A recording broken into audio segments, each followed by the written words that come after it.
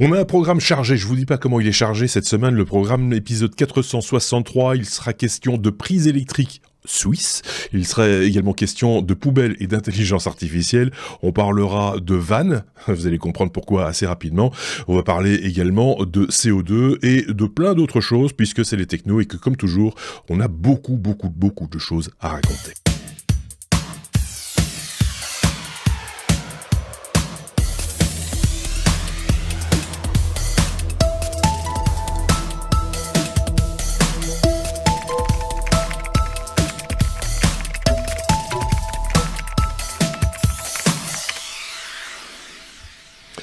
Un épisode suisse, suisse et mobile. Si vous avez l'image, vous voyez déjà mes petits camarades. D'un côté, il y a Thierry en direct de Suisse, et de l'autre côté, Aurélien, qui n'a rien de suisse, en tout cas pas grand-chose, mais qui est quand même avec Thierry. En Suisse, dans son van aménagé le long du lac, à Lausanne. On va expliquer pourquoi dans un court instant. Bonjour à tous les deux, comment ça va bien ? Mais ça va super bien, merci Marc. Et toi, comment vas-tu avec cette petite voix presque enrhumée ? Je sors d'un rhume. J'avais la voix beaucoup plus grave il y a encore. Je sors d'un rhume.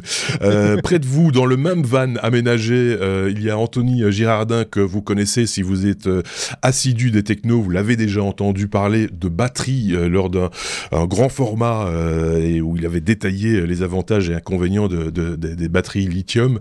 Je vous ramène à un épisode précédent. Je sais plus lequel numéro. J'ai peur de dire une bêtise, donc écoutez-les tous. Ce sera plus simple. Et on va, c'est un précédent, on va dire, c'est ça.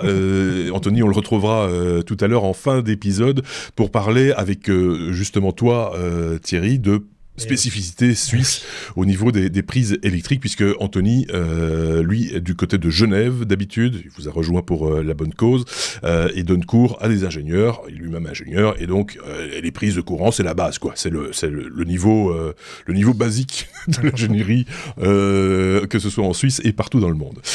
Qu'est-ce que je voulais vous dire encore d'autre ? Qu'on a plein de choses à se dire, et forcément, et vous le savez, depuis le début de cette saison, ça commence avec le bloc-notes que mes petits camarades vont commenter d'ici quelques instants. C'est parti. Faites toujours ça, le bloc-notes en deux parties maintenant, parce que sinon c'est un peu long, et puis après je m'essouffle, et puis après je suis crevé, et donc c'est compliqué à gérer sous cette forme-là, donc voilà. Tiens, c'est la période des prix Nobel en ce moment. John Hopfield et Jeffrey Hinton sont tous deux pionniers des réseaux de neurones. Ils viennent d'être récompensés par le prix Nobel de physique 2024. Les travaux de John et Jeffrey, parce que j'ai pas envie de... comme chaque fois un petit peu plus compliqué. Donc John et Jeffrey, sur les réseaux neuronaux artificiels, ils ont commencé à travailler là-dessus dans les années 80. Ça a permis de montrer que ce modèle mathématique pouvait surpasser le cerveau humain pour des tâches clés comme la mémorisation, l'apprentissage et la reconnaissance de motifs. Leurs recherches ont illustré le concept d'émergence en physique, où le tout vaut plus que la somme des parties, comme dans un réseau magnétique simple par exemple. Leurs contributions ont ouvert la voie à l'essor actuel de l'intelligence artificielle, notamment dans des domaines comme l'imagerie, la modélisation et la simulation. Le Nobel, parce que je sais que vous êtes un peu vénal, le Nobel de physique s'accompagne d'une récompense, de 11 millions de couronnes, c'est-à-dire à peu près 970 000 euros, comme s'ils savaient le cours de la couronne, 970 000 euros. Cette somme est à partager entre les lauréats. Évidemment, ils ont pas chacun. Voilà, plus il y a de lauréats, moins ils ont de pognon. En fait, c'est un peu bête. L'intelligence artificielle, encore aujourd'hui, jour où nous enregistrons, c'est mercredi. Il y a également le prix Nobel de chimie qui a été décerné. J'ai pas les noms des scientifiques en question. Là, ils sont 3 et 2 d'entre eux ont justement travaillé sur une intelligence artificielle. Également, c'est un petit peu le buzzword, hein, comme on dit, intelligence artificielle. Parlons voiture, ça ne vous aura peut-être pas échappé, la presse technologique ne fait que de parler de ça. La Renault, je veux dire Renault, pas le chanteur, mais Renault, la marque d'automobile, a annoncé sa nouvelle R5 e-Tech. On l'attendait, hein, cette voiture, la R5, ça reste quand même une voiture iconique. On attendait de voir à quoi elle allait ressembler. Elle est plutôt mignonne. Je vous le dis comme ça en passant, mais vous aurez l'occasion de la voir certainement sur d'autres sites et dans d'autres podcasts que le nôtre. On commence avec le prix et l'autonomie, parce que ce sont quand même les critères clés dans le choix d'une auto électrique aujourd'hui. La version 55 kWh de la R5 E-Tech, qui dispose d'un moteur de 150 chevaux, affiche une autonomie de 410 km en cycle WLTP. Je me tourne vers Aurélien. C'est quoi le cycle WLTP ? C'est la norme qui définit, que les constructeurs doivent suivre pour définir l'autonomie de leur véhicule. Donc c'est un parcours. C'est le sigle anglais qui signifie procédure d'essai mondial harmonisée pour les véhicules légers, pour être tout à fait précis. La finition Iconic 5 de cette R5 est proposée à partir de 35 490 € hors bonus, tandis que la finition Techno, et merci pour cet hommage, commence à 33 490 €. C'est donc plus élevé que la promesse initiale de Renault de proposer une citadine électrique à moins de 25 000 €. C'est loupé. Mais, il y a des mais, attention, pour répondre aux attentes des consommateurs, Renault introduit une version plus abordable avec une batterie de 40 kWh. Cette version aura une autonomie de 312 km et un moteur de 120 chevaux qui est largement suffisant pour une utilisation urbaine. En optant pour cette batterie de 40 kWh, le prix sera réduit de 3 500 €, rendant la finition Techno, merci encore pour l'hommage, à 29 990 € et la finition Iconic 5 à 31 990 €. En plus des finitions Iconic 5 et Techno, il y aura une nouvelle finition appelée Evolution. Déjà une nouvelle finition. La voiture n'est pas encore sortie, mais il y a déjà 3 finitions. Evolution sera également disponible à partir de 27 990 € hors bonus. On n'est toujours pas en dessous des 25 000. Hein. Cette version d'entrée de gamme sera moins équipée, mais inclura des fonctionnalités essentielles comme la climatisation automatique, des radars de recul et un écran de 10 pouces avec l'interface Open Air Link. La finition Evolution sera exclusivement proposée avec le moteur de 120 chevaux et la batterie de 40 kWh, bien que les acheteurs puissent opter pour un pack 52 kWh, 150 chevaux, dès 2025. Et tout ça, c'est pour quand, me direz-vous ? Eh bien, les commandes pour la finition Evolution seront ouvertes à la fin de l'année. On attend également, d'ici là, des détails sur la configuration, les configurations et les équipements attendus. Je pense à la tâche remorque, par exemple. Des choses comme ça. Bon, alors on n'est toujours pas sous la barre des 25 000 €, ça vous l'aviez remarqué, mais la presse est dithyrambique et souligne les efforts de Renault pour rendre cette R5 E-Tech plus accessible tout en maintenant des caractéristiques attrayantes pour les consommateurs. Voilà, on sait tout sur cette voiture, on espère qu'elle va rouler correctement et qu'elle va répondre aux promesses attendues. Dreezy. Connaissez Dreezy ? Ça fait penser à quoi ? On en parle évidemment dans les technos. La SNCF développe un nouveau type de train, donc Dreezy, pour revitaliser les petites lignes ferroviaires peu rentables. Donc ce train à batterie, plus léger et moins coûteux à l'entretien, permettrait d'offrir davantage de services ferroviaires aux régions à moindre frais. Les premiers essais du train Dreezy auront lieu en 2025, suivi d'une expérimentation grandeur nature en 2027 dans la région Grand Est. L'exploitation, quant à elle, pourrait débuter en 2028. Aurélien, tu voulais rajouter un truc là-dessus ? Moi, je le dis en passant, on a une idée aujourd'hui, on est capable de la réaliser seulement dans 3 ans, alors que finalement, c'est quoi ? C'est mettre une R5 électrique sur des rails. Oui. ça peut se faire à la fin de l'année. Des bougies à la place des pneus. Mais pourquoi pas, effectivement. Non, je trouve ça bien et je trouve qu'il y a des choses intéressantes là-dedans. J'espère que parce que j'ai lu l'article, c'est un train qui fera 80 places, c'est un gros bus quoi. Oui. Mais c'est pour les petites lignes. J'espère que la digitalisation permettra d'éviter, en tous les cas d'être très très flexible sur les cadences et que quelque part, on arriverait à un train sans horaire. On est suffisamment de personnes à pouvoir remplir un Dreezy. Là, hop, l'application nous avoir des horaires partira à 8h, j'en sais rien. C'est ça, ou des horaires intelligents en fonction des besoins des gens, etc., etc. Parce que le problème de ces petites lignes, c'est souvent ça, c'est-à-dire que il y a une fréquentation qui est très aléatoire. Alors on déborde un peu et on on déborde un peu, on s'écarte enfin pas vraiment du sujet, mais j'avais vu un reportage sur le même principe de ce dont tu parles, mais là il s'agissait d'un minibus qui desservait des petits villages en France, et ils étaient arrivés effectivement à l'aide d'une application, tout simplement, une application bien pensée, mais simplement pour l'usager, à avoir des temps de parcours limités, des temps d'arrêt, parce qu'évidemment, du coup il faut peut-être attendre un peu les gens, etc., mais d'avoir quelque chose de plus ou moins fluide, et en même temps tout en faisant des économies d'énergie, parce que du coup le bus, le petit autobus, il n'est pas obligé de faire des allers-retours, etc., etc. Donc c'est possible, tout est possible. Allez, 2028, c'est demain, quoi. Enfin, ou après-demain, ou après-demain.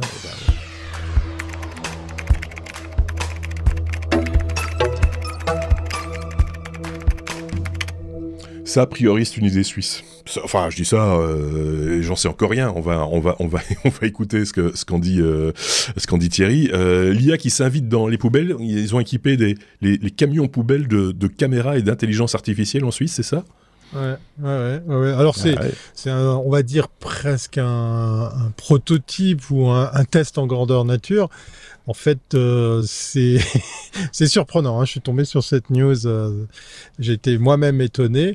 J'ai envie de dire, tiens, on arrive à innover dans le monde du recyclage, du tri. Alors, pour la petite histoire, avant de parler de cette technologie, on détient un triste record qui va bientôt, être visible, en tout cas pour lequel la population suisse va devoir se réveiller. On est probablement un des pays d'Europe qui produit le plus d'ordures par tête de pipe. Mais on est dans le même laps de temps, un peu comme nos amis allemands. En France, ça commence aussi. Les rois du tri, voilà, puisqu'on trie le papier, on trie le PET, on trie le métal, on trie les piles, on trie les vêtements, on trie beaucoup de choses. Et il y a plein d'industries autour de tout ça, mais on continue, malgré aussi les taxes. Il faut savoir qu'on a un impôt qui est normal, intégré dans ce qu'on paye pour le recyclage, le traitement des ordures. Mais en Suisse, on a une particularité, ça fait 10 ans qu'on paye aussi les sacs poubelles surtaxés. En gros, il faut compter 2 €, 2 balles suisses pour chaque sac poubelle de 35 litres, donc c'est pas bien grand. Et donc c'est un impôt sur l'impôt. Et malgré ça, ça freine pas les Suisses d'être très prolixe, très productif d'ordures. Alors, il y a un projet pilote qui consiste à équiper un camion poubelle d'une caméra vidéo et d'un ordinateur. Tout ça, vous me direz, c'est rigolo. Ça prend pas beaucoup de place sur un camion poubelle. Il faut savoir que, il y a des ordinateurs, des form factors qui sont assez petits pour être planqués sur un véhicule comme celui-là. Et on va lui donner à manger, si c'est ce que je peux dire, c'est ce que je pourrais dire, pour qu'il analyse en temps réel tout ce qu'on va mettre à l'intérieur de ce camion poubelle, pour en fait, au moment où, par exemple, on jette les ordures, on les met à disposition de ce camion poubelle, ça peut, par exemple, avec l'intelligence artificielle, identifier des bouteilles en PET, du métal, des choses comme ça, pour faire un petit peu déjà une sorte de statistique pour pouvoir analyser ce qu'il y a comme ordure. Je vous ai partagé l'article entier, vous verrez effectivement le procédé fixé à l'arrière du camion. On parle dans ce projet d'aller plus loin parce que normalement, dans un camion qui ramasse les ordures, il y a des sacs. Et donc, c'est là où ce projet va évoluer, puisqu'on ne peut pas regarder à travers les sacs quand on les jette dans le camion poubelle. Mais en gros, ça va permettre de faire de l'analyse pour les types d'ordures, mais aussi aider justement ce tri, puisque malgré le fait qu'on paye des impôts, qu'on paye des sacs de poubelle surtaxés, qu'on est très sensibilisé ici en Suisse sur le message du tri, il en reste pas moins que il y a encore des gens qui mettent n'importe quoi dans leur poubelle parce qu'ils se disent je paye, donc je fais ce que je veux, je mets de ce que je veux dedans ce sac qui coûte, je vous rappelle, beaucoup d'argent. Ils ont une particularité, ils sont souvent de couleur blanc, jaune, ils ont un distinguo, voilà. Ouais. À Bruxelles, on a ça aussi. Oui, sacs bleus pour les plastiques, et les sacs jaunes pour le papier, etc. Et les sacs verts pour tout ce qui est vert. Les sacs rouges pour tout ce qui est alimentaire. Enfin, j'ai peur de dire une bêtise parce que tout le monde ne trie pas et tout le monde n'a pas on n'est pas tous égaux avec nos déchets. Il faut le reconnaître aussi. Et puis on n'est pas tous aguerris à l'exercice de savoir quelle couleur correspond à quoi. Et quel jour ça, il faut c'est sortir aussi, quoi, hein, parce que c'est ça, tout ça d'une complexité sans nom. Je veux dire, il faut des tableaux Excel pour arriver à sortir ces poubelles, quoi. J'exagère à peine, mais c'est un peu ça. Juste avant l'enregistrement, je voyais un reportage une dame arrivait à n'avoir que 25 kilos de déchets par an. Mais elle faisait tout elle-même, ses produits d'entretien, etc. Elle recyclait énormément. Et donc, c'est possible de faire très peu de déchets. C'est exemplaire, mais évidemment, quand on vous demande beaucoup d'argent et on vous fait payer beaucoup de taxes, on se dit qu'on a le droit d'eux parce qu'on a payé. Et c'est peut-être ça le problème, en fait. Je te laisse finir, c'est ça. C'est ça. Et puis effectivement, malgré ces taxes, malgré l'argent qui nous est pompé, eh bien voilà, ce triste record continue va faire parler de lui par rapport à la Suisse. Les messages de sensibilisation pour rencontrer des institutions, des organisations qui aident à faire passer tout ça, ont du mal à trouver leur public. Et puis, la petite anecdote sur laquelle j'ai envie de terminer, on se dit la Suisse est riche, a beaucoup d'argent, donc on s'en fout, on paye, on y va. Il faut savoir qu'à l'instauration de ce fameux sac poubelle payant, donc l'impôt sur l'impôt, pour la petite histoire, l'étude qui fait l'état des lieux de ces 10 ans qui viennent de passer, on s'aperçoit qu'en fait ça marche pas. Et puis en plus, la gestion de cet argent est un peu douteuse, mais ça c'est un autre sujet. Voilà, donc pour la petite histoire, à l'instauration, au moment où ces sacs poubelles sont devenus payants, eh bien il y a des gens qui faisaient du tourisme avec leurs poubelles. Ils prenaient la voiture pour aller les jeter ailleurs. Voilà. Ah, la Corée du Nord fait ça. La Corée du Nord fait ça avec des ballons. Et puis on avait la police qui venait fouiller les poubelles qu'ils trouvaient comme ça à gauche à droite pour essayer de remonter des pistes. Voilà, ouais. Donc vraiment on a du temps. Hein. Voilà. Oui, donc on a du temps, mais en même si temps. Ce projet d'IA va se développer sur les gros centres de tri.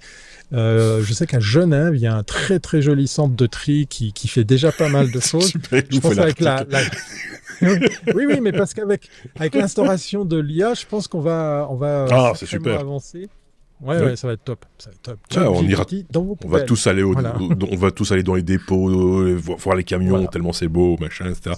Aurélien, peut-être un avis sur les poubelles, sur l'intelligence artificielle ou sur le tri sélectif ou que sais-je. Avant, oui. Non, je peux donner un petit avis français sur maintenant que je suis en Suisse. Non, dans une des communautés de communes que je connais, il y a déjà le conducteur du camion, il se met à côté, il y a une grue qui va directement chercher la poubelle, qui a une puce, et il y a la pesée des poubelles. Ça, il y a ça aussi. Donc, le poids, ça peut marcher. Voilà, avant de faire de la vision, il y a peut-être des moyens plus simples de taxer les gens en fonction de ce qu'ils jettent. Voilà. Pas bête. En Belgique aussi, dans certaines régions de Belgique, en Wallonie par exemple, effectivement, il y a des endroits où il y a les poubelles sont pucées et donc à chaque levée, ils calculent le poids et c'est en fonction, et c'est très cher. Donc ça n'empêche pas d'aller mettre son sac dans la poubelle du voisin et voilà. Donc ça c'est toujours chez nous elles sont verrouillées. Elles ne sont déverrouillées que sur le camion en fait. D'accord. Enfin, il y a un système, je sais plus comment ça marche, mais c'est un truc magnétique ou quoi. À mon avis, ça doit être facilement déverrouillable. Il faut pas déconner non plus. Mais en tout cas, le passant n'a pas cette possibilité de déposer ces trucs il faut être une bande organisée, vraiment des voyous, quoi. Je pense qu'on a bien fait le tour de cette question cette question qui était cruciale pour démarrer un bon épisode de Techno. Commencer par une poubelle ou par une intelligence artificielle, c'est toujours bienvenu.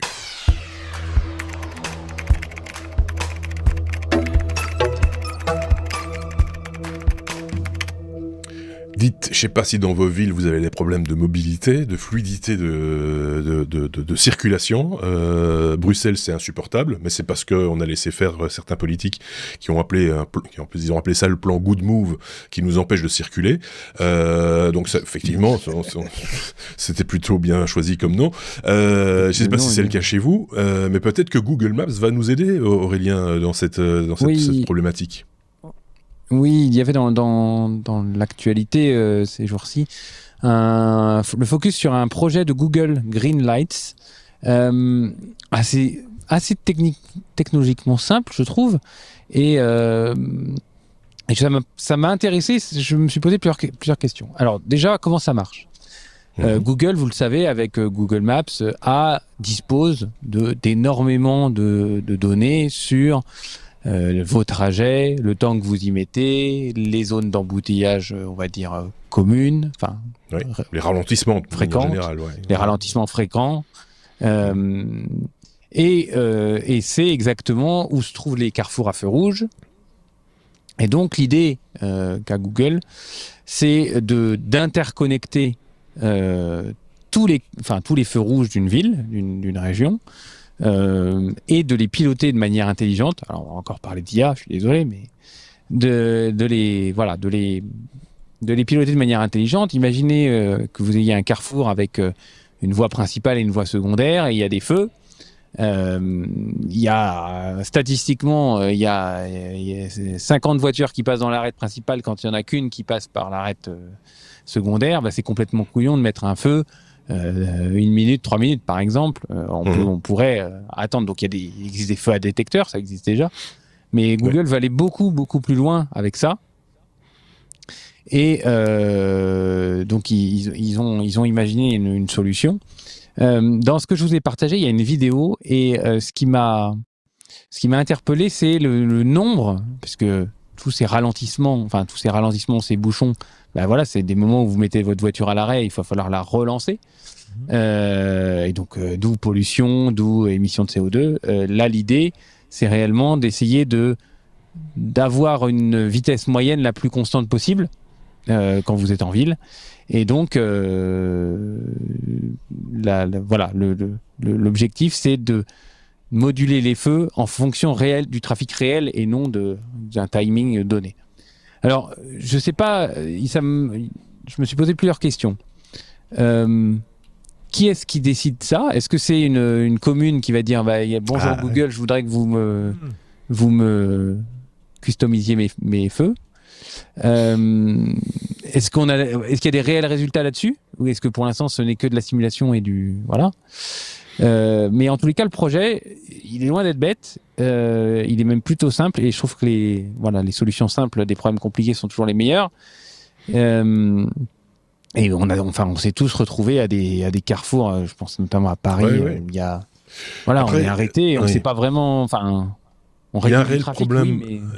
Pour implémenter ce genre de solution, il y a un réel problème politique dans certaines villes.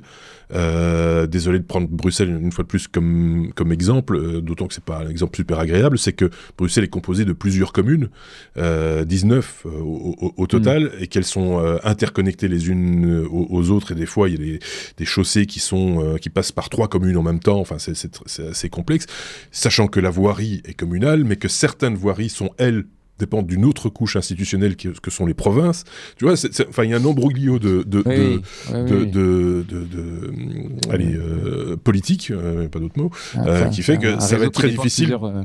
Voilà, il va falloir, je pense, louer Forêt Nationale pour mettre tous les intervenants dedans pour qu'ils puissent discuter, parce que vous voyez ce que c'est Forêt Nationale, hein, une grosse salle de spectacle à Bruxelles. Voilà. Je vous fais visiter Bruxelles aujourd'hui, j'ai décidé. Vous êtes en Suisse, donc moi je parle de Bruxelles. Voilà. Mais tout ça pour dire que pour une ville comme Bruxelles qui est compliquée, ça va être difficile. Peut-être que c'est plus simple pour des grandes villes où il y a une décision qui est globale pour l'ensemble de la ville. Je ne sais pas si c'est le cas à Paris, par exemple, ou Marseille. Il y a des arrondissements. C'est des arrondissements, mais il faut voir de qui ça dépend, et de qui dépend la voirie, et de qui... Enfin, voilà. Mais pour le reste, sur le papier, oui, moi je reste convaincu qu'il vaut mieux rouler à une vitesse constante que de faire des pointes à 30 km/h et puis de rester arrêté pendant une demi-heure, quoi. Ça n'a pas beaucoup de sens. C'est l'évidence même. C'est d'ailleurs comme ça que sont réglés chez nous les feux pour les transports publics. Ça, ils y ont droit. Par contre, les bus et les trams, par exemple, pour fluidifier leur circulation, c'est réglé pour qu'il n'y ait pas trop de temps d'arrêt devant les feux de circulation en fonction de leurs horaires, etc., etc. Je sais pas si c'est comme ça du côté de Lausanne, Thierry. Comment ça pourrait être implémenté? Non, mais c'est drôle parce que le hasard de calendrier fait que je sois tombé sur une archive qui date de 1968 pour l'aménagement d'un passage souterrain pour les voitures ici à Lausanne, à la place Chaudron. Pour les Lausannois, les Suisses qui connaissent le truc vont se marrer. Un problème qui existe encore en 2024, malgré l'avènement de tout ça. Et on vendait l'idée de ce que nous on appelle ici l'onde verte, c'est-à-dire que si vous roulez vous respectez les limitations de vitesse, hein, c'est-à-dire 50 dans les localités, eh bien vous passiez tous les feux au vert. Ouais. Voilà, Ouais. ça fait longtemps que ça ne marche plus. Hein.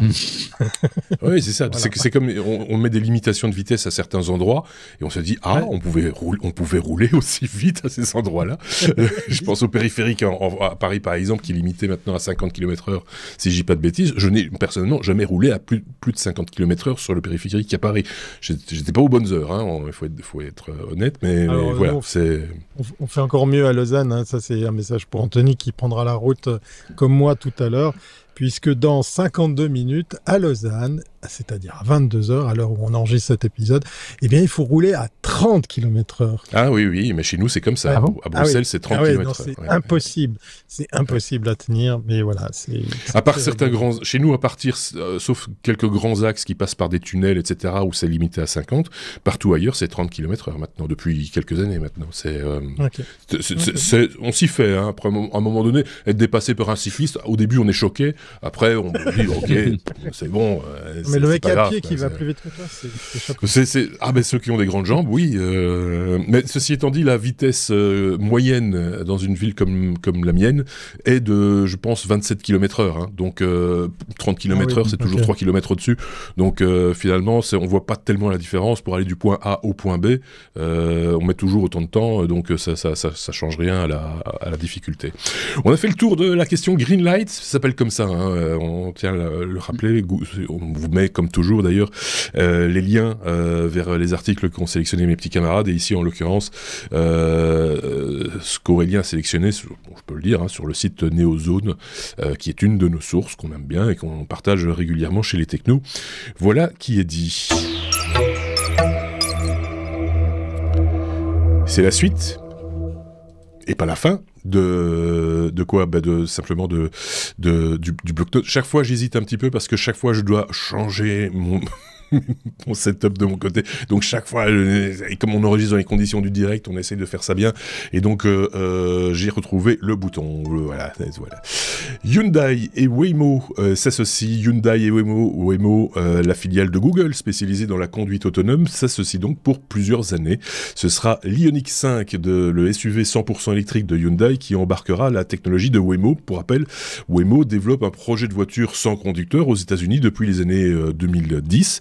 Waymo a déjà collaboré avec plusieurs marques automobiles, notamment Zeekr, Z-E-E-K-R, qui est un partenaire chinois qui développe des minivans autonomes, un partenariat toujours d'actualité d'ailleurs. Par le passé, il y a eu Jaguar, il y a eu Chrysler également, qui ont été impliqués dans des projets de véhicules autonomes. Waymo explore constamment de nouvelles opportunités de collaboration avec divers constructeurs pour enrichir sa flotte de véhicules autonomes. Est-ce que l'un de vous avait déjà entendu parler de ça, sûrement de Waymo, oui, quand même. Waymo, oui. Non, Toi, oui. non, Waymo, c'est marrant oui, parce que mais... oui, mais oui, parce que Waymo ça circule à Las Vegas, Thierry, et à San Francisco. Mais ils ont. En fait, je les ai jamais vus. On s'amuse juste à faire The Circle. En fait, c'est juste un bout de tunnel dans des Tesla avec chauffeur. Donc, c'est un peu maigre comme expérience. Effectivement. L'autoconduite. Ouais. Ok. La NASA et SpaceX ont reporté le lancement de la mission Europa Clipper en raison de l'ouragan Milton qui frôle à ce moment même les côtes de Floride. Quand je dis en ce moment même, c'est au moment où nous enregistrons.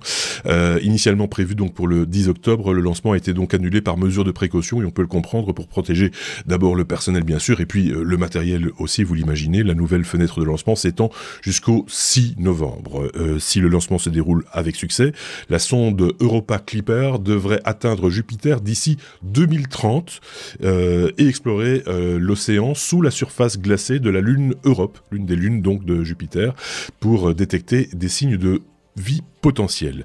À cette fin, la sonde utilisera pas moins de 9 instruments scientifiques pour analyser la composition chimique et géologique de la Lune et identifier donc des sites potentiels pour de futures missions d'exploration. On n'y est pas encore. On doit d'abord régler le problème du tri sélectif des poubelles. Donc, c'est une chose à la fois. S'il vous plaît, les choses simples d'abord. Elecom lance les premiers câbles USB 4 2.0 certifiés. Oui, les nouveaux câbles offrent un taux de transfert de, tenez-vous bien, 80 GB par seconde et jusqu'à 240 watts de charge. Les câbles ne seront disponibles qu'au Japon dans un premier temps et seront rétrocompatibles avec les anciennes normes USB. USB 4, USB 3.2, USB 2.0 et ainsi que Thunderbolt 3 pour être tout à fait précis.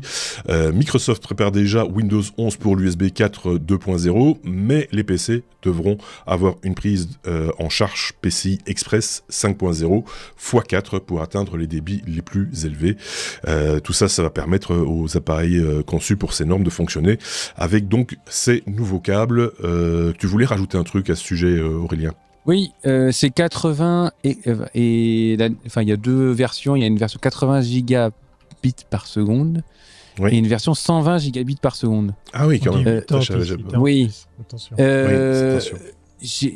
Ça fait combien de, ça fait combien de trafic, de box internet standard en France là?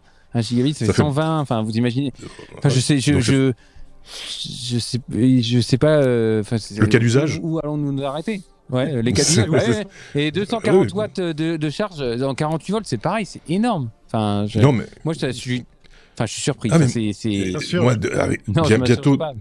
Non, ne t'énerve pas. Non, mais tu t'énerves. Je ne veux pas énerver mon Aurélien. Non, il faut surtout pas. Imagine demain Thierry va pouvoir recharger son van sur son portable. Oui. Par exemple. Ou le contraire. C'est assez impressionnant, effectivement. Où va-t-on? C'est assez impressionnant. L'USB, maintenant, tout passe par l'USB. Une simple prise USB. Ouais, sauf le tri sélectif. Nvidia confirme sa présence au CES 2025 avec une conférence de presse. Il est fortement soupçonné que Nvidia y dévoilera les nouvelles cartes graphiques RTX 5000 Blackwell. La présentation des RTX 5000 pourrait inclure des modèles haut de gamme, je suis fatigué moi, des modèles haut de gamme comme la 5090 ou la 5080. C'est notre ami David qui pourrait vous en dire plus sur les spécificités de ces cartes graphiques. La date de lancement de ces versions des versions mobiles des 5000 reste par contre à déterminer. Nvidia pourrait également présenter d'autres choses, comme par exemple des technologies d'intelligence artificielle. On le sait, ils ont le doigt dedans. Des produits pour PC portables, comme par exemple, je le disais, la version mobile de la RTX 5000. Des solutions logicielles, des mises à jour, ou des nouveaux logiciels même liés à l'optimisation des performances graphiques. Des accessoires et des périphériques, c'est un peu leur truc aussi. Donc, de nouveaux produits pour améliorer l'expérience de jeu, comme des moniteurs ou des casques VR par exemple. Ils pourraient aussi annoncer des progrès en matière de cloud gaming, des améliorations de la plateforme GeForce Now par exemple, ou de nouvelles collaborations. Rendez-vous donc Thierry du 7 au 10 janvier à Las Vegas donc pour cette édition 2025 du CES où tu seras évidemment. Oui, et c'est officiel, je serai le renvoyé spécial des technos, puisqu'effectivement, mon accréditation presse est officiellement confirmée, donc je me ferai fort d'assister à une de ces conférences, dont celle-ci, parce qu'il faut parier que le thème de cette année, la version CES 2024 qui tournait autour de l'IA, va un petit peu perdurer avec d'autres effets d'annonce et d'autres technologies à découvrir. Donc restez connectés, stay tuned, comme on dit à Las Vegas. Si vous n'avez pas touché au bouton pause, stop, ou que vous n'avez pas arrêté de nous écouter, par exemple, ça fait 33 minutes que vous êtes avec nous, et d'ici quelques minutes, on parlera des prises si particulière, des spécificités électriques en Suisse, avec Anthony, notre consultant prise, notre nouveau chroniqueur, notre électricien, voilà, c'est l'électricien, c'est toujours mieux d'appeler l'électricien dans ce cas-là, mais on parlera avec lui de ces spécificités, et ça tombe bien puisque, justement, vous l'avez compris, nous sommes en Suisse et nous enregistrons dans les conditions du direct, comme on dit, cet épisode en direct de Lausanne. Qu'est-ce que je voulais faire là maintenant? Il y a, bah oui, bah forcément, avant ça, on va encore parler de 2-3 trucs quand même.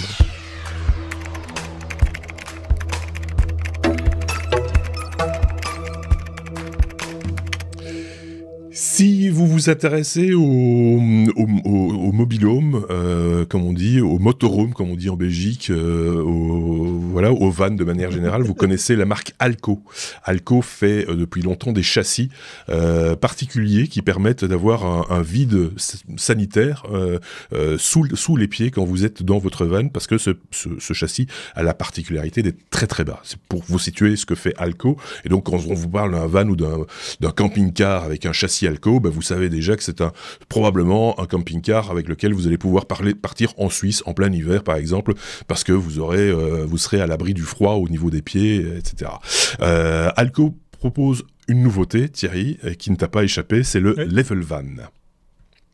Oui, et c'était plus fort que moi en accueillant un digne représentant de la France. Je suis très content d'avoir mon Aurélien à côté de moi. Là, vous voyez, hein, si je tapote son épaule, vous voyez, on est dans le même van à bord de Yoko. Et donc, c'était plus fort que moi. Il fallait que je parle de van life. Mais c'est aussi l'occasion de dire que l'innovation se cache dans les petits détails et pas des moindres, puisque là, on parle de 50 kilos. Oui, c'est 50 kilos, c'est le prix, c'est le poids de ce procédé qui pourrait venir peut-être en standard ou en tout cas qui peut s'ajouter par des professionnels, faites pas ça chez vous, sur un van aménagé. On sait que la limite des 3,5 tonnes, elle est quand même un peu contraignante. Il y a des bruits, il y a pas mal de choses qui pourraient faire bouger la législation en Europe. Alors pour la Suisse, ça viendra plus tard, on a toujours quelques années de retard, pour faire un petit peu changer cette limitation sur le poids des véhicules, parce que faut savoir qu'un porteur comme celui-ci, là on est par exemple à bord d'un Fiat Ducato, bah, il a déjà son pesant de cacahuètes. Après l'aménagement, ben, ça dépend les marques, c'est plus ou moins lourd. Puis après, il faut mettre vos affaires, il faut remplir d'eau, il faut partir avec un peu de chargement. Et cette limite des 3,5 tonnes, elle est importante. Donc 50 kilos, c'est pas si mal. Ça vous enlève quelques bagages ou des réserves d'eau. Mais c'est le poids que fera cette installation qui peut se fixer, nous dit-on chez le constructeur, sur n'importe quel van aménagé pour avoir un petit confort assez sympa. 50 kilos contre, allez, on va arrondir à 2 kilos. 2 kilos, c'est à peu près le poids que peuvent avoir les cales que vous avez peut-être dans votre coffre, dans votre van, pour mettre votre véhicule à plat. Actuellement, là, on est au bord du lac. On est légèrement penché, mais c'est pas bien grave. Mais pour ceux qui n'ont pas envie de rouler dans leur lit ou bien d'avoir l'eau de la douche qui tombe au bon endroit, si vous avez qu'un seul receveur, voilà. Eh bien, ça a son importance d'être à niveau. Ben voilà, vous avez avec un petit bouton ce système hydraulique qui va mettre à niveau votre véhicule pour passer une bonne nuit, pour le mettre à plat, et tout ça avec un matériau assez léger, solide. Moi, ça me fait assez envie. C'est assez pratique d'imaginer de pouvoir faire le niveau avec une simple touche, là où c'était réservé généralement à des véhicules plus lourds, plus chers, plus gros. Oui, ou des installations plus complexes. Oui, voilà. Moi, j'ai vu des installations, mais un peu maison. C'est des garagistes spécialisés ou des installateurs qui installent. Parce que les vérins, on parle de vérins là, hein, qui sont en dessous du véhicule. Ce sont des vérins. Qui poussent le véhicule vers le haut et qui équilibrent l'ensemble du véhicule. C'est là qu'il y a une technologie, c'est un petit peu comme la bulle, le niveau à bulle, hein, et c'est un niveau à bulle intelligent, quoi, voilà, et qui met ton véhicule dans les mesures du possible avec certaines limitations, on comprend, de le mettre à niveau pour pas faire une chute de tension pendant la nuit, par exemple, comme ça peut arriver. Alors, je vais vous raconter une petite anecdote, mais en forme d'astuce, hein, pour ceux et celles qui suivent les technos pour le côté van life. Merci à eux, hein, faites-nous part dans les commentaires pour vous faire signaler. Eh bien, il faut savoir qu'il faut faire très attention quand on utilise des vérins, parce qu'on est assez tenté, par exemple, pour des véhicules plus gros, de mettre plus haut, puisque on peut, par exemple, imaginer changer une roue, faire ce genre de choses. Ça existe en compétition automobile, hein, par exemple, sur certains véhicules. Oui, tout à fait. Ne faites pas l'erreur de mettre votre roue trop haute pour qu'elle soit, par exemple, plus au contact du sol, parce qu'il y a eu des cas, oui, de vol de roues sur des camping-cars, sur des véhicules de loisirs. Oui, mais ça fait cric. Oui, vous arrivez. Voilà, ça fait cric, mais ça fait aussi mal puisque vous pourriez vous réveiller un matin avec une roue en moins ou carrément les quatre. Mais c'est assez sympa de voir que l'innovation continue à exister dans le monde de la van life. Pour ceux et celles qui sont en Suisse, notez bien qu'à la fin du mois d'octobre, c'est la sempiternelle grande foire du rendez-vous de la van life, la Swiss Caravan Salon, le Swiss Caravan Salon qui se tiendra à la Bern Expo. Voilà, j'y serai peut-être, je vous ramènerai peut-être des belles surprises, on verra. Le VDL, c'était il y a une semaine. C'était il y a quelques semaines. Voilà. Ouais. Bon, on va dire, c'est bien de la part d'une marque connue en plus et réputée comme Alco de le proposer. On le répète, ça existe d'une autre manière. T'as un prix pour ça? On sait ce que ça coûte, parce que des fois on se dit tiens, c'est quand même une option qui doit coûter cher. C'est dommage parce que j'ai trouvé les données techniques. On raconte que c'est assez simple à utiliser, puis c'est à assez utiliser, on va pas compatible. douter, mais à installer par contre. Oui, à installer. Mais maintenant, il faut qu'on regarde, on suit ça de près parce que ça date de quelques jours l'annonce. En plus, Alco a un réseau certainement d'installateurs agréés, etc. Donc ça va être bien encadré, donc c'est plutôt pas mal. C'est chouette. Donc voilà, on parle de tout chez les technos. Je sais pas si vous nous écoutez pour la première fois, vous dites mais ils sont fous. Ils ont parlé de tri sélectif. Maintenant, ils sont dans les vannes et dans les embouteillages, et c'est pas fini. Moi je vous le dis parce qu'on peut encore parler, on peut aller encore plus loin si vous voulez, et on y va maintenant.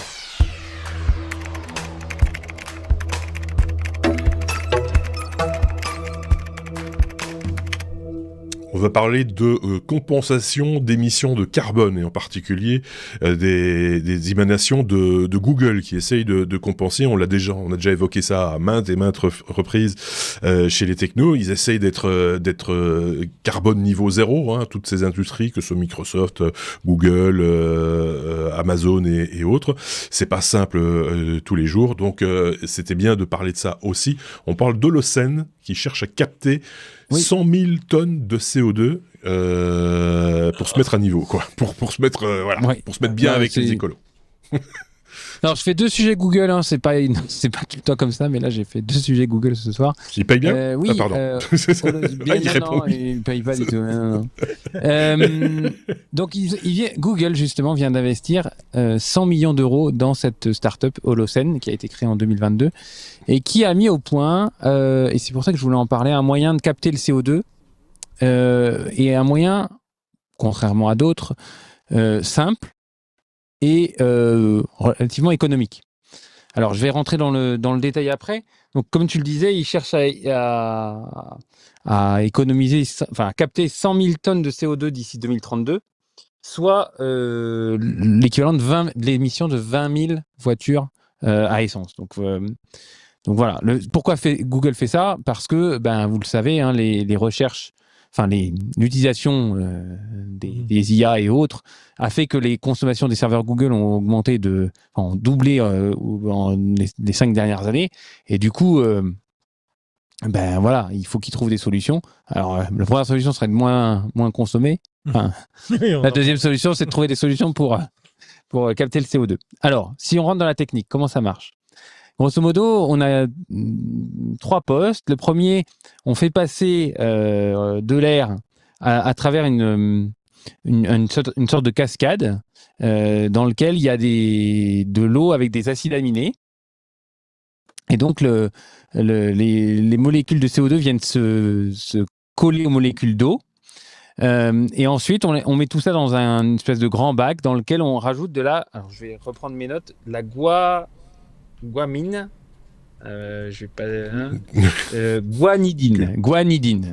D'accord. De la guanidine. Et on chauffe très légèrement ça de manière à ce que le CO2 se cristallise. Et une fois qu'on a fait ça, alors je ne trouvais pas ça super écolo, mais on arrive à extraire tout ça et le CO2 se cristallise et on le refait passer à l'état gazeux et on enfuit ça dans des puits sous terre qui sont hermétiques, puisqu'on dit qu'on ne doit pas venir polluer les nappes phréatiques et autres. Et donc, voilà comment... alors, ce procédé Voilà, ça ne nécessite pas de chauffer de manière. C'est un léger chauffage. Ils disent bien qu'ils utilisent du chauffage low carbone, je sais pas moi, des serveurs, des choses qui chauffent déjà pour leur procédé. Et puis tout ce qui est le process en lui-même, voilà, ce sont des trucs de l'industrie chimique très classique. Il n'y a pas de techno hyper, voilà. Donc voilà, à voir si on arrive à... Là, je pense qu'il y a des protos et que ça fonctionne en proto. Google cherche à les faire passer à l'échelle industrielle. Bon, ça serait toujours mieux de pas produire, pas consommer, moins consommer, et trouver des serveurs qui consomment moins. Après, ça reste une techno intéressante pour capter du CO2. C'est toujours le problème, c'est que oui, on le dit tous, ce serait mieux de moins polluer, etc. Mais qui aujourd'hui veut se priver d'une intelligence artificielle, qui veut se priver aujourd'hui d'un moteur de recherche performant ou enfin voilà, ce sont des outils qui sont tellement rentrés dans notre fonctionnement que c'est difficile de s'en passer, et c'est encore plus difficile de conscientiser le public, de faire des recherches utiles et de se servir d'intelligence artificielle de manière utile. Moi, je vois des gens qui se servent d'intelligence artificielle comme ChatGPT pour quasiment demander l'heure. Enfin, c'est absurde, mais voilà, il y a à un moment donné, il va falloir quand même prendre les choses à bras le corps et éduquer le public, quoi. Avant de commencer à dire, tiens, on va mettre des contraintes sur les entreprises qui innovent, c'est plus ambigu, quoi. Donc voilà, on va pas régler le problème ce soir, je pense. Je vous l'ai dit, d'abord le tri sélectif, une chose à la fois, les gars. N'essayez pas de révolutionner. Voilà. Oui, des taxes. Ça, c'est justement, à mon avis, ils sentent le truc venir. Les taxes pollution, des bouts comme ça commencent à... Ça peut donner des idées. Ça peut donner des idées, je pense. Voilà. Mais affaire à suivre. Et finalement, s'ils font avancer le schmilblick en faisant de la recherche pour eux, se protéger, etc., ben, ça pourrait peut-être profiter à tout le monde. Mais ça, on le verra si c'est le cas ou pas. On va faire un jeu de chaises musicales, les petits amis. Retire la ceinture de sécurité si tu l'as mis. Aurélien, parce qu'on va faire un jeu de chaises musicales, parce qu'on va passer maintenant à un autre sujet, et c'est Anthony qui va devoir se lever et s'asseoir à la place d'Aurélien. Voilà.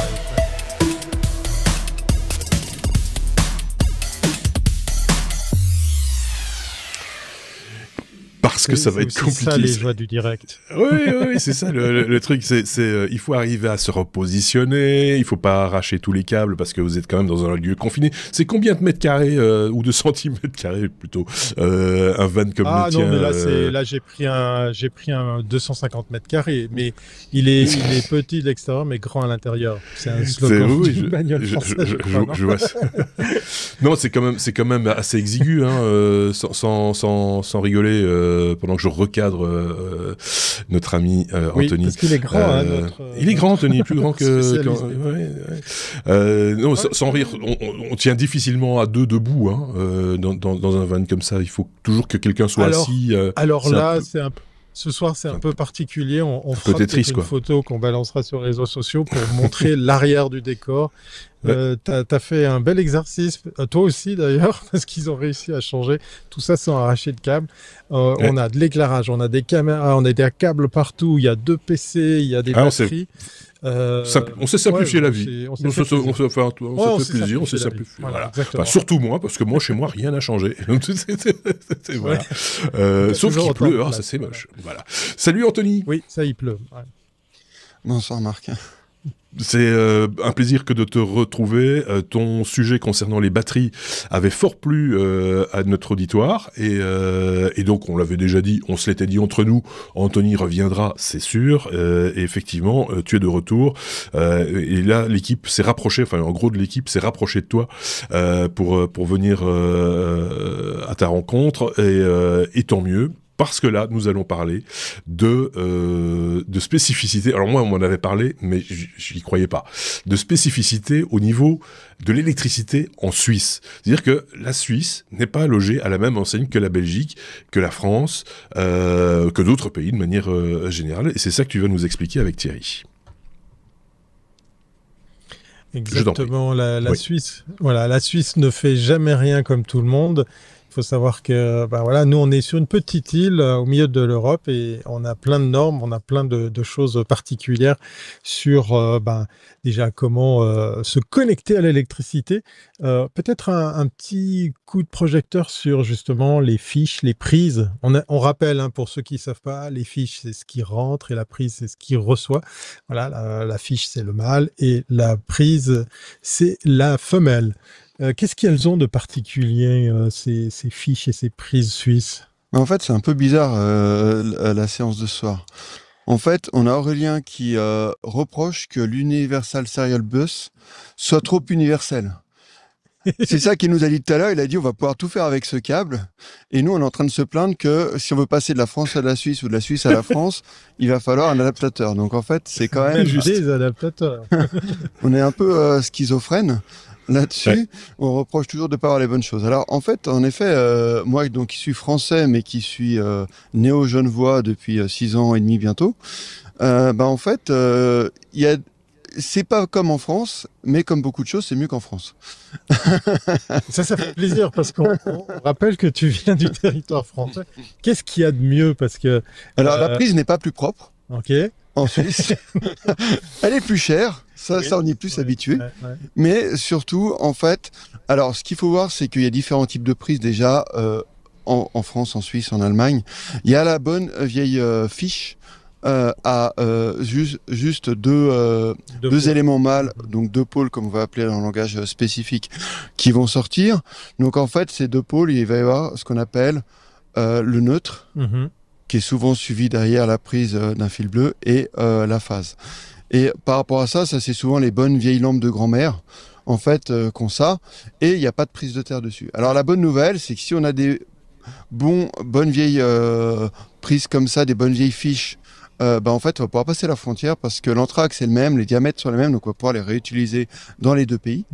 Donc ça, c'est une bonne nouvelle. C'est plutôt où ça va se complexifier, c'est quand on a un 3e élément qui s'appelle la terre, hein, qui est là pour protéger les gens, sécurité. Donc en gros, c'est que s'il y a un câble qui se dénude, un isolant qui se retire dans un appareil électrique, la machine à laver ou quoi, et que ça vient toucher la carcasse métallique, et en fait, s'il y a un câble de terre aussi, en fait, concrètement, la carcasse métallique de la machine, elle va être au même potentiel électrique que la terre.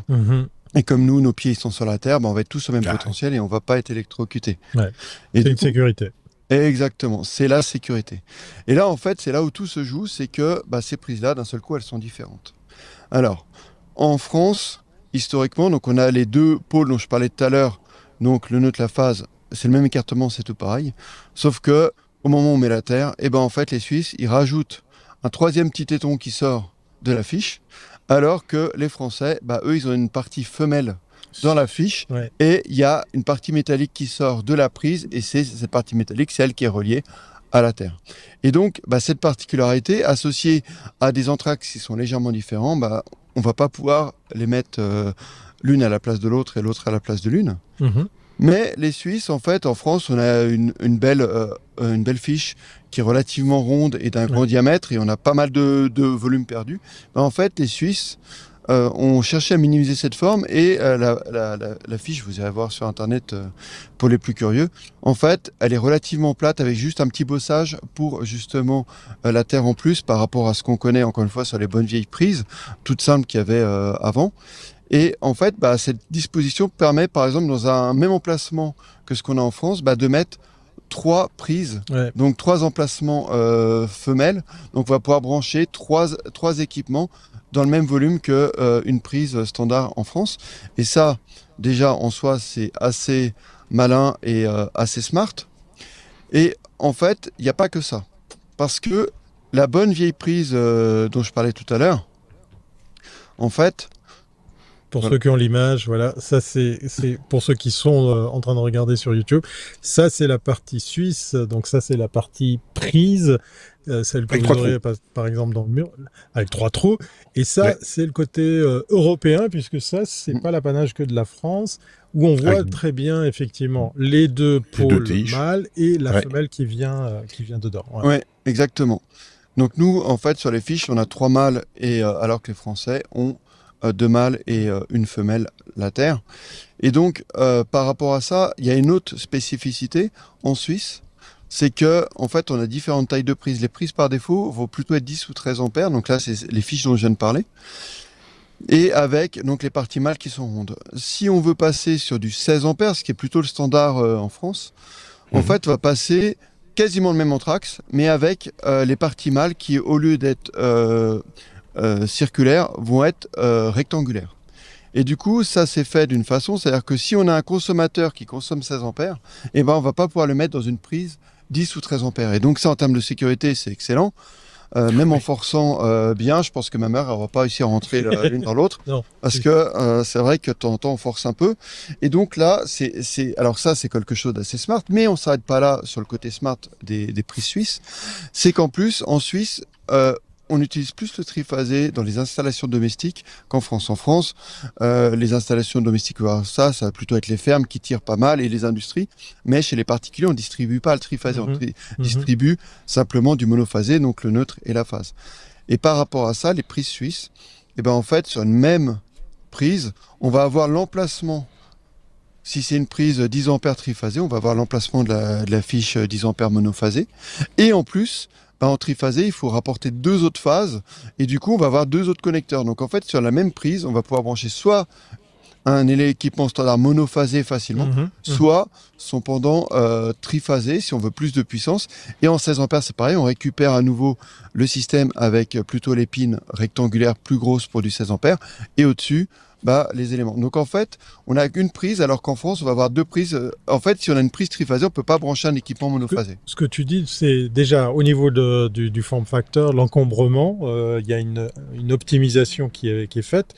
Donc il faut imaginer que en fait, vous retrouvez dans un carré qui est toujours la même garniture d'un pays à un autre, ça ressemble plus ou moins à la même chose, sauf chez nos Anglais où ils mettent un interrupteur, ça m'a toujours fait marrer, c'est qu'on peut couper une prise, mais on a aussi on est plus enclin en Suisse à dispatcher les puissances parce qu'on a du triphasé par rapport à une pièce ou une autre, par rapport au consommateur, par exemple la cuisine versus le salon. C'est ça aussi que tu as constaté? Ouais, c'est qu'en France, en fait, ce qui va se passer, c'est que le triphasé va souvent arriver au pied des immeubles, et puis l'électricien, il va dispatcher les différentes phases entre les différents appartements. D'accord. Là, en fait, le triphasé, il est dispatché plutôt au sein même du logement. Ouais. Qui permet de répartir les puissances. On a généralement plus de puissance et c'est même une sorte d'habitude en Suisse pour la cuisinière, pour le frigo. On va retrouver les plus gros consommateurs dans cette pièce. Oui, alors ce qu'il faut savoir aussi, vu que tout à l'heure on parlait de gaspillage et de poubelle, en fait, l'avantage du triphasé, c'est que pour passer à la même puissance, on a besoin globalement de moins de sections de cuivre, donc de moins de matières premières pour passer la même puissance, parce que le triphasé, on va transporter, grosso modo, les spécialistes, ne m'en veuillez pas si je fais de l'approximation, on va transporter grosso modo 3 fois plus de puissance que du monophasé. Oui. Et le monophasé, on a besoin d'un fil de neutre, d'un fil d'une phase et d'un fil de terre. En triphasé, on va avoir 3 fils de phase, un fil de neutre, un fil de terre. Donc on a 5 fils pour passer finalement grosso modo en premier ordre. Encore une fois, m'en veuillez pas pour les approximations, c'est 3 fois plus de puissance avec. Mais c'est un constat qu'on peut faire facilement parce que je me suis amusé à aller dans des magasins de bricolage en Suisse versus en France et c'est vrai que c'est monnaie courante chez nous de trouver des câbles avec directement les différentes phases. Alors la section de câble est un peu plus grande puisqu'il faut, comme tu le disais, amener ces 3 phases, mais ça permet facilement de pouvoir dispatcher ça.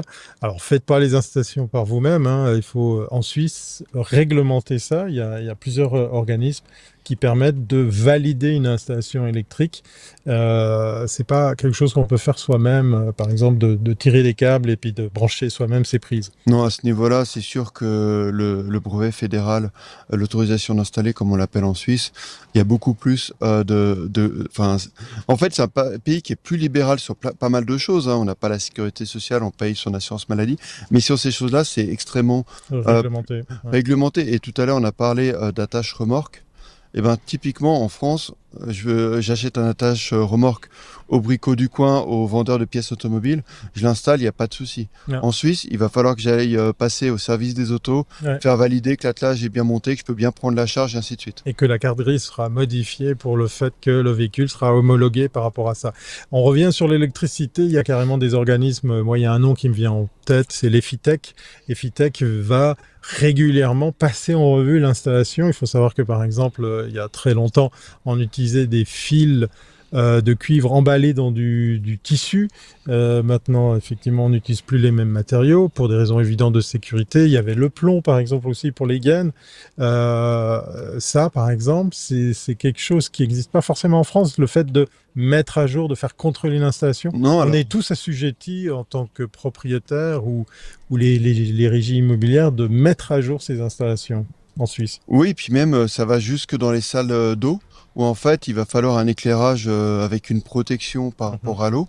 Et ça, typiquement en France, c'est nettement moins contrôlé.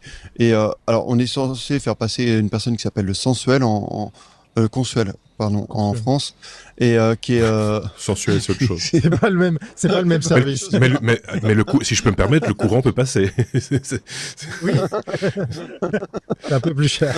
Ouais, donc le consuel, et puis en fait, moi j'ai rénové deux logements en France, sans rien dire, sans rien déclarer, tout s'est bien passé. Et en Suisse, on parlait tout à l'heure d'installation photovoltaïque comme ça ajoutée. Je me permets pas parce que à ce niveau-là, c'est sûr qu'il y a un contrôle bien plus fort. C'est très très réglementé. C'est marrant parce que je te permets de te couper parce que j'ai l'impression qu'en tant que Belge, je suis un petit peu entre les Suisses et les Belges et les Français parce que on a des contrôles chez nous. On peut pas ouvrir un compteur électrique sans qu'il y ait un contrôle une homologation de l'installation électrique assez stricte d'ailleurs. Qu'il l'est encore plus maintenant qu'il y a 20 ou 30 ans. Tu parlais par exemple des câblages encore avec des gaines en plomb et des choses comme ça. Moi je me rappelle qu'il n'y a pas si longtemps de ça, on avait des câbles qui étaient des câbles de cuivre étamés parce que ils étaient dans un enrobage de caoutchouc. Il faut savoir que le caoutchouc et le cuivre, ça s'entend super bien, ça s'oxyde tout de suite et ça fait tout de suite. Donc du coup, il fallait que les câbles soient étamés avec une couche de caoutchouc autour et une gaine encore de PVC tout autour. Tout ça, c'est terminé, en tout cas c'est beaucoup moins utilisé maintenant qu'auparavant et c'est plus homologué, donc c'est voilà, tout ça pour dire que les normes d'un pays à l'autre évoluent et quand je dis que je me sens un petit peu entre la Suisse et la France, aussi un petit peu entre l'Allemagne aussi parce que on est à peu près la France, Belgique, Allemagne sur les mêmes normes, hein. C'est en Allemagne je pense que ça s'appelle Kemaker, les normes chez nous c'est Sebeck, enfin c'était Sebeck, enfin voilà, il y a des normes de sécurité qui sont relativement communes ou en tout cas il y a des intersections assez évidentes, alors que je me rends compte que la Suisse est en dehors du jeu, presque autant que la Grande-Bretagne, par exemple. Oui, et puis on est un petit peu hors du jeu par rapport au fait que, il faut savoir que, on parlait aussi hors caméra que l'achat de matériel électronique, d'ordinateurs, de hi-fi, de choses comme ça, on est sur des tarifs très très attrayants, mais il faut savoir que ce matériel, il n'est pas fabriqué en Suisse, hein, il nous est importé, il nous est proposé ici sur le marché, et très souvent, vous vous retrouvez avec un appareil qui a un câble avec une fiche européenne, et bien évidemment, ça ne va pas marcher en Suisse. Alors, très souvent, on a des constructeurs qui jouent le jeu, ou les importateurs plutôt, qui rajoutent un câble d'alimentation aux normes suisses avec la fameuse fiche que vous découvrirez pour sa forme, pour son form factor. Et puis certains, alors là, c'est un conseil que je vous donne, vous fournissent un peu l'équivalent de cet adaptateur que j'ai en main, dans l'autre sens bien évidemment, qui vient s'enficher sur une prise européenne pour se transformer en fiche suisse. Essayez d'éviter d'utiliser ceci, puisque même si c'est difficile à rentrer, puis que ça a l'air solide, puis que ça tient bien, il n'y a pas forcément derrière la puissance adaptée à la consommation de l'appareil que vous allez acheter, et ça peut être une source d'incendie, de problèmes de court-circuit électrique. Donc, soit vous allez vous procurer un câble électrique déjà fait avec la fiche suisse, soit si vous êtes à l'aise, vous changez cette fiche. On doit savoir ici, par exemple, en Suisse, vous allez dans n'importe quel supermarché, on trouve ça carrément dans les supermarchés. On peut acheter des fiches à monter soi-même. Alors faites attention, hein, il ne faut pas non plus improviser ça avec du câble de cuivre visible ou des choses comme ça. Il faut bien faire ça, puis il faut surtout bien serrer le câble pour la tension mécanique, pour pas que tout ça se déchausse. Ça vous évitera des problèmes d'incendie ou de circuit, de court-circuit électrique. Voilà. Tout ça pour dire qu'effectivement, on est très très contrôlé, mais c'est le prix à payer pour la sécurité. Oui, tout à fait. Moi, j'ai rencontré donc les problématiques que tu citais. Bon, quand on achète des enceintes acoustiques de forte puissance à un bon prix, qu'on se retrouve avec cet adaptateur dont tu parles, moi, je suis allé chercher le câble et c'est clair que en Suisse, à ce niveau-là, on est très rigoureux par rapport à la France et ça, on le paye. Hein. Moi, quand j'étais étudiant, un soir, je suis rentré, il y avait un appartement en feu parce qu'à force de chaîner les multiprises et de faire un peu n'importe quoi, forcément, voilà, ça finit par surchauffer. Hein, c'est ça le risque. Et puis, il faut pas oublier qu'on cherche tous à pas péter un câble. Et donc, tant qu'on est là-dessus, on tire. Quand on veut débrancher, on tire la fiche et on tire pas par le câble l'élément parce qu'au bout d'un moment, la mécanique finit par lâcher et on risque de le payer aussi. Donc ça, c'est vraiment un conseil. Et quel que soit le pays dans lequel vous êtes, ne faites pas une rallonge avec une rallonge multiprise. Une multiprise qui sert de rallonge, c'est jamais très bon non plus. Voilà. C'est dingue parce que merci. Oui, c'est très utile d'avoir le regard français et moi je suis content parce que nous on se sent un peu seul avec cette norme. Alors peut-être juste une dernière question puis je te repasse la parole à Marc. Est-ce que notre fiche et nos prises ressemblent à celles du Brésil? Parce qu'il me semble qu'on est assez proche dans certains trucs qu'on voit de vente en ligne. Il y a presque un peu la même forme. Alors j'ai cru voir passer des choses comme ça aussi, l'Anthrax à nouveau, quand on n'a que 2 pôles et identique déjà. Et je crois qu'il y a quelques similitudes ça en effet entre les deux. Ouais, comme quoi, Suisse-Brésil. Je vous dis, il y a énormément de choses à en dire. C'est ça qui est fou sur ce sujet, c'est que d'un point de vue purement banal, on dira ah bah oui, tu pars en vacances, tu as un petit adaptateur, machin, etc., simple, etc. Il y a énormément de différences quand on regarde un petit peu les. Alors on pourrait aussi aller dans l'historique de chaque pays en disant mais pourquoi est-ce qu'on fait les choses comme ça? On a parlé de triphasé par exemple. Je vais pas rentrer dans les détails ici, mais le triphasé belge, la plupart du temps, c'est pas le triphasé qu'on a partout. C'est-à-dire que c'est du triphasé sans neutre qu'on a la plupart du temps en Belgique, ce qu'on appelle le triphasé triangulaire ou delta, c'est-à-dire qu'il n'y a pas de neutre, il y a 3 phases, point barre, et c'est du 220, 230 à chaque phase, par exemple, ce qui induit d'autres problématiques de connexion, si vous avez des panneaux solaires et des systèmes de recharge, etc. Voilà. On a des camarades qui sont un petit peu embêtés par ça parce qu'ils ont besoin du triphasé en étoile, comme on dit. On dit ça plutôt pour les moteurs, mais c'est vrai aussi dans l'alimentation, où il faut du 400 volts et il n'y a pas nécessairement ça dans le trottoir devant chez lui, par exemple. Voilà. C'est des choses comme ça, c'est des spécificités, mais ça, je pense qu'on aura l'occasion d'en reparler peut-être avec d'autres chroniqueurs à une autre occasion, parce que c'est vrai que c'est rigolo de penser, enfin, j'imagine que chacun de nos auditeurs connaissent les spécificités de leur pays. Ce qui est intéressant, c'est de connaître celles des voisins, évidemment, et de découvrir comment ça se passe ailleurs. Merci en tout cas, Anthony, une fois de plus pour cette participation. Je sais qu'on va te réentendre dans les semaines qui viennent, parce que la rencontre que vous avez eue là avec Thierry et avec Aurélien a provoqué l'enregistrement de quelques séquences qu'on aura l'occasion de découvrir plus tard dans les semaines et les mois qui viennent. Voilà, il va y avoir des trucs encore, on va encore se revoir, on va encore s'entendre, c'est ça qui est chouette. Je pense qu'on a bien fait le tour de la question avec Anthony. Je sais que Aurélien doit pas être loin, parce que forcément c'est pas aller loin dans ton van. Ou alors il était se coucher dans le coffre. Il est à l'autre bout, là. Il est, je crois, dans la chambre numéro 12 ou 13. C'est ça. Et au deuxième étage. Au deuxième étage en plus. Il regarde la vue, il pleut aussi ici. C'est ça, exactement. Donc, on va saluer Aurélien. Tu peux crier, Aurélien, on va t'entendre. Il nous entend pas. Non mais parle, c'est un podcast audio, Aurélie. Merci à tous les trois. Au revoir. Voilà, c'est ça. Merci à tous les trois et on se dit à très bientôt pour un nouvel épisode des Technos. N'hésitez pas, comme d'habitude, à commenter, à liker, à faire ce que vous voulez avec cet épisode. On aura l'occasion certainement d'en reparler, parce que c'est toujours un peu épique quand Aurélien et Thierry se retrouvent. À très bientôt et passez une bonne semaine. Salut.